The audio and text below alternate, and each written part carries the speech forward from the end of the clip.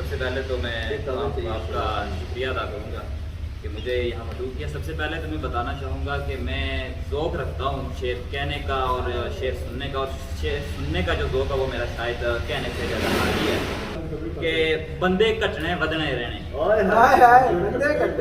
बंदे घटने वधने रहने, गल अपनी तू हटने रहने, गल अपनी तो तगड़े हमेशा माड़ियां उत्ते गलती अपनी सटने, तगड़े हमेशा माड़ियां उत्ते गलती अपनी सटने रहने।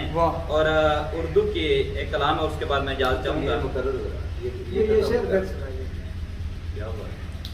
बंदे घटने वधने रहने, गल अपनी तू हटने रहने, तगड़े हमेशा माड़ियां उत्ते गलती अपनी सटने रहने। क्या वाह वाह वाह, बहुत खूब। मैं मानता हूँ मुझ में कमाल कोई नहीं, और ये भी सच है तेरी मिसाल कोई नहीं। मैं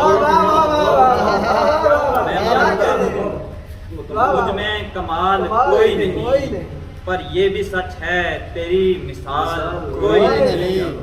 तुम पे वार के खुद को मार चुके हम तो, हमारा माजी मुस्तकबिल हाल कोई नहीं। तुम पे वार के खुद को मार चुके हम तो, हमारा माजी मुस्तकबिल और हाल कोई नहीं। और जो लोग हमें देखते हैं तुम्हें देखते हैं, जो लोग हमें देखते हैं तुम्हें देखते हैं, हमारी शक्लो सूरत हदो हाल कोई नहीं।